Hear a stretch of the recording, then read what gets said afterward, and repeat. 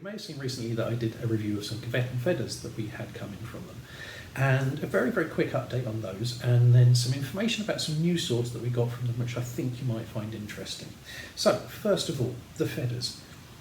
They're awesome. That's all there is to say, really. The blades have stood up really, really well to blade-on-blade contact. The fittings are solid as you like.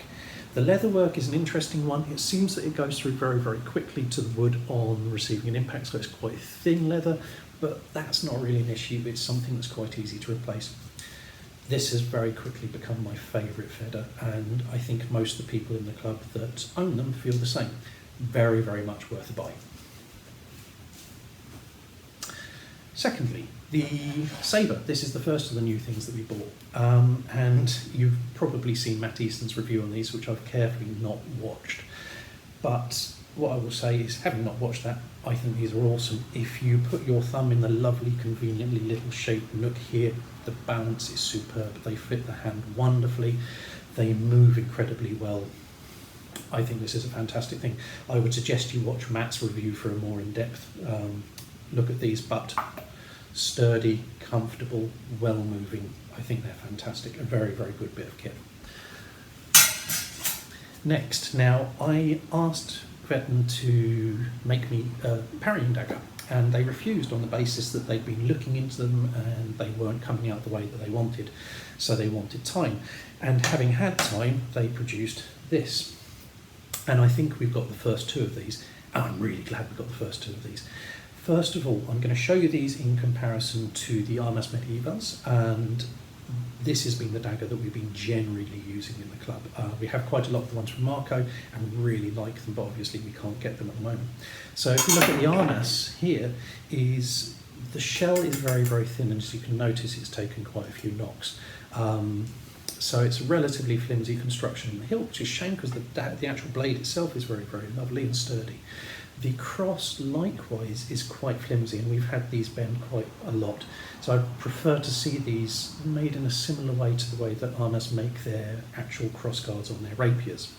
So, like I say, the blade on this one is very, very nice and thick. This, however, you can see which direction they've gone with this in that they have more flex in the tip of this.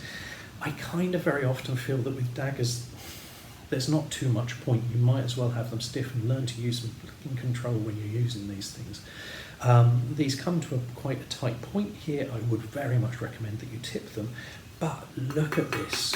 Look how sturdy this is. Look how well it's been finished, how well the weld is made between the shell and the cross, and this is acting as a good sturdy reinforcement to the cross itself. It has an excellent thumb ring on it.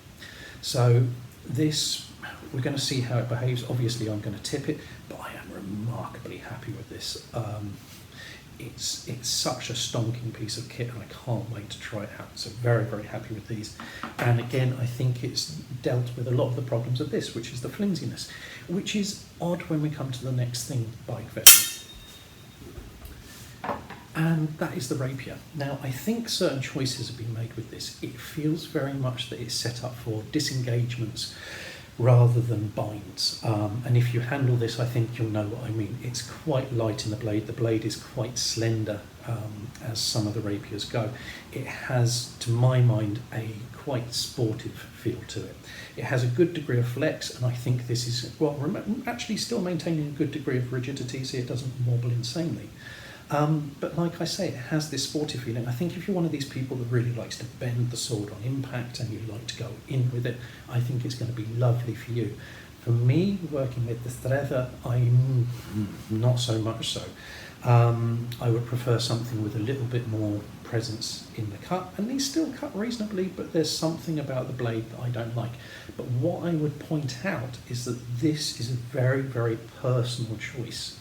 I think if you like the sportive and you like the thrust-orientated play, this is probably going to make you extremely, extremely happy. If you prefer cutting and binding, I don't think it's going to be so much the blade for you. What I would say about that is that if you want something different, I'm sure that Kvetun will make it. So that's not my criticism of the blade. I think the blade is perfectly fine for what it's been chosen to do, and very, very good, I expect, for what it's been chosen to do. It's not for me.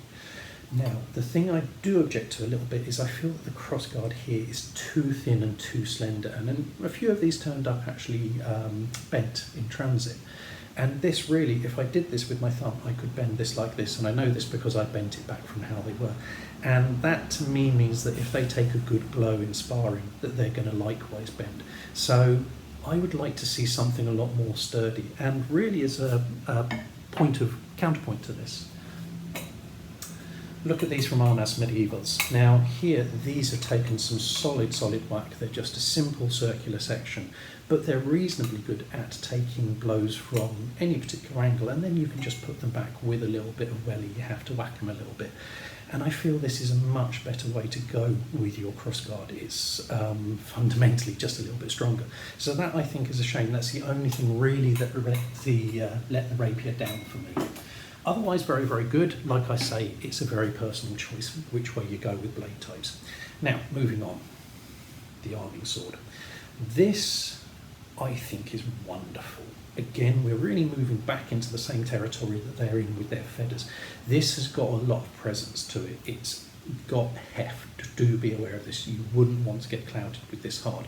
That said, it tapers a lot, so most of the mass is back here. And because of this, I taped it at the end straight away before I've used it, because it comes into quite a strong taper, which actually makes the blade play a lot more pleasant, because as I say, most of the mass is around here. But do be aware, you need to tip it. So this is wonderful. The construction is really strong. All the fittings are great, and the finish on it is lovely. Okay?